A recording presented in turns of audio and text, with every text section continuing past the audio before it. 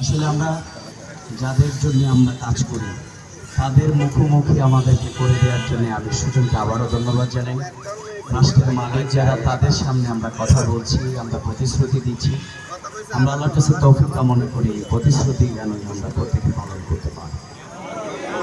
আমি আজকের এই দিনে আমাদের আধিপত্যবাদ এবং ফ্যাসিবাদের বিরুদ্ধে আপসহীন নেত্রী যিনি ছিলেন সাবেক প্রধানমন্ত্রী বেগম খালেদা জিয়ার জন্য আবারও জান্নাতুল ফেরদৌস কামনা করছি।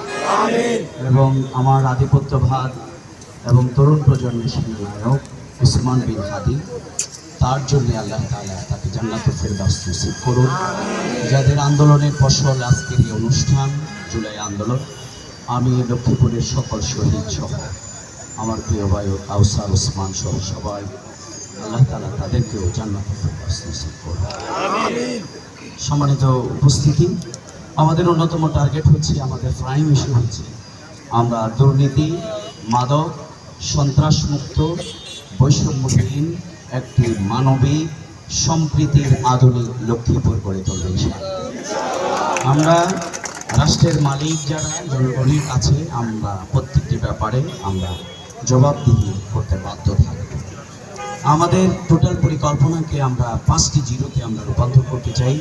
সেটি হচ্ছে zero corruption, zero carbon, zero crime, zero crisis এবং জিরো কন্টামিনেশন মাধ্যমে আমি গোটা লক্ষ্মীপুরের, আমার এই প্রিয় লক্ষ্মীপুরকে সাজাবার জন্য আমরা ইশতেহারের প্রস্তুতি আমরা গ্রহণ করেছি।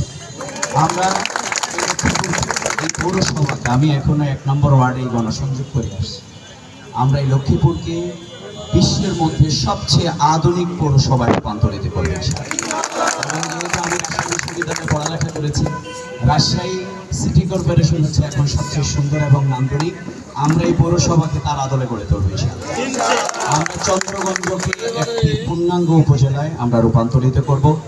আমরা লক্ষ্মীপুরে 250 শয্যার হসপিটাল, এটি পূর্ণাঙ্গ যাতে মানুষ সেবা পায়, তার জন্য জুলাই আন্দোলনের পরে আমরা 15 না 17 কোটি টাকার ওনারা বরাদ্দ চেয়েছেন। আমি মন্ত্রণালয়ে গিয়ে তৎপরতা চালিয়ে ইতিমধ্যে 12 কোটি টাকা তার জন্য বরাদ্দ হয়েছে। আমরা 4 লেন রাস্তার প্রকল্পের জন্য সংবাদ সম্মেলন করেছিলাম। আমরা আশা করব এই 4 লেন কাজ আমরা সেটি বাস্তবায়নের জন্য আমরা আমাদের জায়গা এবং লক্ষ্মীপুরে আমরা মেডিকেল কলেজ আমরা প্রতিষ্ঠা করবো ইনশাআল্লাহ। আমরা এই লক্ষ্মীপুরের শিক্ষার্থীদের জন্য টেকসই উন্নয়নের সমাধান করতে চাই। বিজ্ঞান প্রযুক্তি বিশ্ববিদ্যালয় আমরা এটি ঘোষিত, এটির